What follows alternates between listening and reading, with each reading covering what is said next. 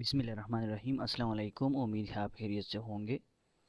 तो आज का जो हमारा टॉपिक है वो है biological problem 2, how is plasmodium transmitted to human beings.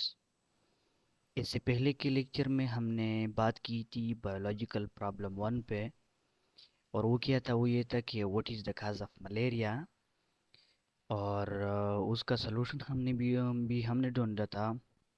सारा जो मेथड होता है बायोलॉजिकल मेथड के ज़रिए वो एक्सप्लेन किया था, उसका सॉल्यूशन निकाला था। तो अगर आपको उसके बारे में जानना हो, उसके बारे में पता ना हो, तो चैनल पे जाके आप देख सकते हो आसानी से। और साथ में चैनल को भी सब्सक्राइब कर लीजिए ताकि मेरे नई वीडियोस आपको आसानी से मिलते रहे। तो आते हैं टॉपिक की तरफ। आज का जो हमारा टॉपिक है biological problem 2, how is plasmodium transmitted to human beings. इसका मतलब क्या है? इसका मतलब ये है कि प्लाज्मोडियम जो है ना, प्लाज्मोडियम इंसान के जिस्म के अंदर किस तरह ट्रांसमिट होता है, इंसानों में किस तरह ट्रांसमिट होता है, इंसानों में किस तरह जाता है, किस तरह इंसान के अंदर पहुंच जाता है। तो ये मसला है। तो इस मसले को पहले से ही हल किया गया है। हमें इस वजह से बता रहे हैं, इसका मकसद ये है, इसका असल मकसद ये है, इसको पढ़ने का मकसद असल में ये है कि हम बायोलॉजिकल मेथड को अच्छी तरह से जान सके कि आप किस तरह बायोलॉजिकल मेथड के ज़रिए एक बायोलॉजिकल प्रॉब्लम को हल करेंगे। इसका असल मकसद ये है, इनको पहले से ही हल किया गया है बायोलॉजिकल मेथड के ज़रिए। तो आइए देखते हैं कि किस तरह बायोलॉजिकल मेथड के ज़रिए इस मसले को हल किया गया है। तो पहले क्या होता है बायोलॉजिकल मेथड में? ऑब्जर्वेशन। तो बायोलॉजिस्ट और साइंटिस्ट के ऑब्जर्वेशंस थे। तो कौन कौन से ऑब्जर्वेशन ये थे कि एक तो ये थी कि मलेरिया जो है ना, ये मार्शिस के साथ इसका ताल्लुक है। मार्शिस का मैंने पिछले लेक्चर में बताया है।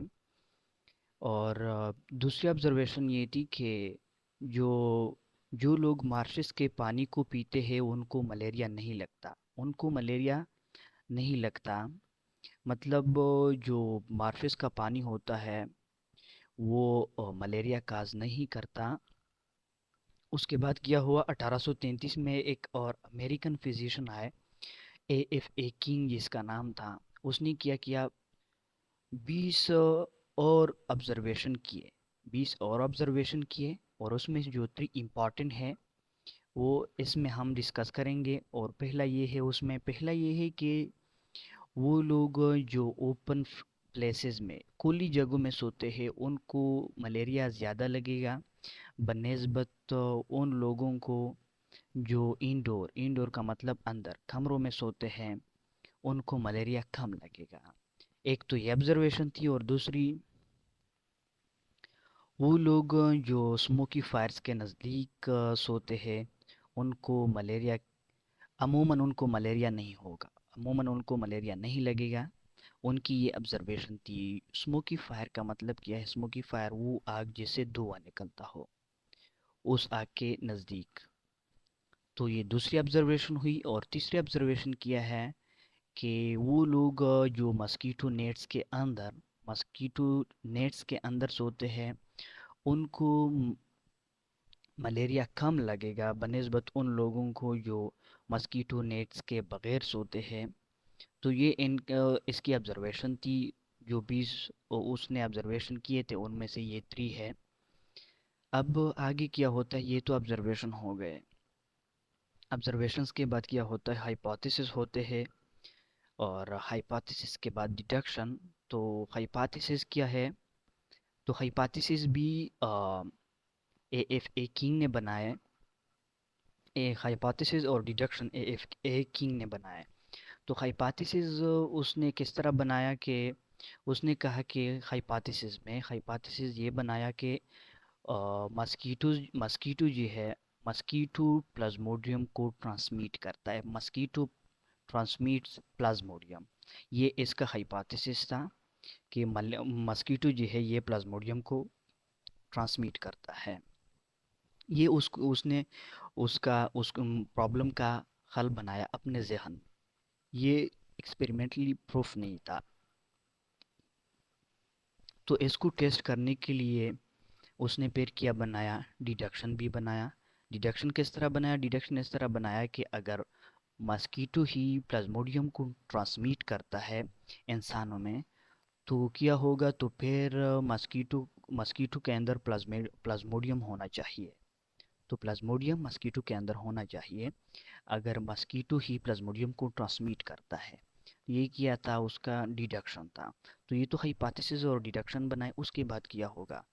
उस डिडक्शन के बाद तो एक्सपेरिमेंट होता है। तो उसने क्या किए, एक्सपेरिमेंट्स किए। एक्सपेरिमेंट्स कुछ यूँ किए पहले। तो ए एफ ए किंग ने क्या किया, ए एफ ए किंग ने एक्सपेरिमेंट्स नहीं किए। उसके बाद क्या हुआ, एक्सपेरिमेंट्स का जो स्टेप था वो किसने किया, रोनाल्ड रोज। रोनाल्ड रोज जो थे, ये ब्रिटिश आर्मी फिजिशियन थे। उसने क्या किए, एक्सपेरिमेंट्स किए। उसने क्या किया, प्लाज्मोडियम को ट्रांसफ़र किया स्पैरोज में और इंसानों में ट्रांसफ़र किया। तो इस ट्रांसमिशन की वजह से, प्लाज्मोडियम की ट्रांसमिशन की वजह से उसको नोबेल प्राइज़ भी मिला। तो उसने क्या किया, पहले तो उसने फीमेल इनोफिलिस मस्कीटो को मलेरियल पेशेंट को बाइट करने के लिए छोड़ दिया, अलाउ कर दिया, ताकि वो मलेरियल पेशेंट को बाइट कर ले। तो उसने बाइट किया मलेरियल पेशेंट को। उसके बाद क्या किया, मस्कीटो को उसने मारा और उसको पे और उसके अंदर क्या मिला उसको, उसके अंदर उसको प्लाज्मोडियम मिला, उसके मस्कीटो के स्टमक के अंदर। और फिर उसने सोचा कि वो क्या करेगा, मस्कीटो को क्या करेगा, कि इन्फेक्टेड मस्कीटो को उसने फिर सोचा नेक्स्ट एक्सपेरिमेंट भी करनी थी। ये तो मलेरियल पेशेंट, अब healthy patient, a healthy person पर एक्सपेरिमेंट करनी थी। तो हेल्दी पर्सन पे किस तरह एक्सपेरिमेंट करेगा, उसने ये सोचा कि इन्फेक्टेड मस्कीटो वो अलाउ करेगा हेल्दी पर्सन को बाइट करने के लिए। तो फिर उसने ऐसा नहीं किया, क्योंकि ये रिस्की एक्सपेरिमेंट था इंसानों के लिए, क्योंकि वो हेल्दी थे पहले। तो अगर ये हाइपोथेसिस ट्रू था उसका, जो उसने वो जो हाइपोथेसिस था पहले मैंने बताया, अगर वो हाइपोथेसिस ट्रू था तो उसको मलेरिया लग सकता था। तो इस वजह से ये रिस्की एक्सपेरिमेंट था, उसने इस वजह से इंसानों पर, हेल्दी पर्सन्स पर नहीं किए एक्सपेरिमेंट। तो उसके बाद उसने क्या किया, स्पेरोस पर एक्सपेरिमेंट शुरू किए। स्पेरोस पर एक्सपेरिमेंट इस तरह किए कि पहले कोलेक्स, फीमेल कोलेक्स मस्कीटो को मलेरियल स्पेरो पे मलेरियल स्पेरो को बाइट करने के लिए छोड़ दिया। मतलब जो वो स्पेरोज, वो चिड़िया जिनको मलेरिया लगा था, उनको बाइट करने के लिए फीमेल कोलेक्स मस्कीटो को छोड़ दिया। तो उसने काटा, उसको बाइट किया स्पेरो को। उसके बाद उसने उस मस्कीटो को क्या किया, मार दिया। और उस पे उसके बाद तो उस मस्कीटो को स्टडी किया। तो उसके स्टमक के अंदर क्या पाया, उसने उसने देखा कि उसमें प्लाज्मोडियम प्रेजेंट था। तो ये तो पहले से मलेरिया सफरिंग स्पेरोस थे। तो उसके बाद क्या, उसके बाद उसने इन्फेक्टेड मस्कीटो को हेल्दी हेल्दी स्पेरोस को बाइट करने के लिए छोड़ दिया, ताकि इन्फेक्टेड मस्कीटो हेल्दी स्पेरोस को, सेहतमंद स्पेरोस को काट दें, बाइट कर दें।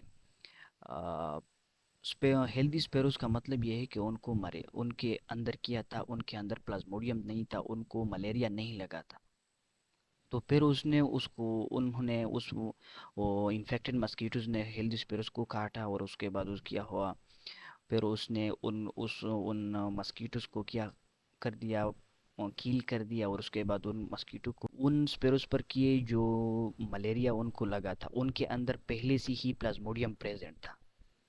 तो जब वो मस्कीटो को स्टडी किया गया, जो जिन्होंने उनको स्पेरोस को खा बाइट किया था, काटा था, तो उनके अंदर भी क्या मिला, उसको प्लाज्मोडियम मिला। तो उसको तो उनको तो उनके अंदर तो पहले से प्रेजेंट था मलेरिया स्पेरोस में। फिर उसके बाद उसने हेल्दी स्पेरोस को काटने के लिए इन्फेक्टेड मस्कीटोज को अलाउ किया।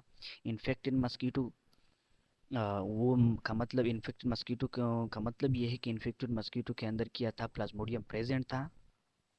तो जब उन्होंने मतलब मस्कीटोज ने क्या किया, बाइट किया हेल्दी स्पेरोस को, उनके अंदर हेल्दी स्पेरोस के अंदर प्लाज्मोडियम नहीं था पहले। जब मस्कीटोज ने काटा, इन्फेक्टेड मस्कीटोज ने काटा हेल्दी स्पेरोस को, उसके बाद क्या किया,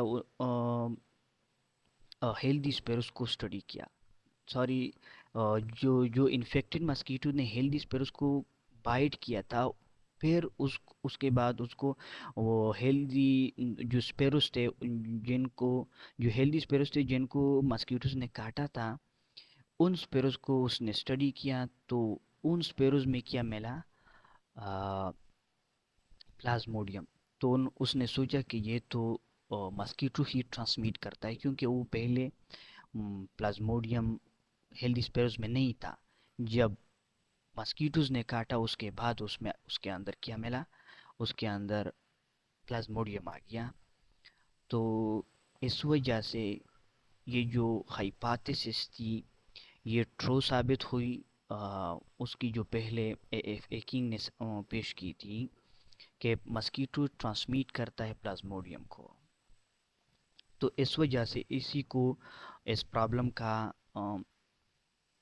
सलूशन करार दिया कि ये ही सलूशन है इस प्रॉब्लम का, कि प्लाज्मोडियम किस तरह इंसान के अंदर जाता है। तो इसका जो आंसर था वो ये था कि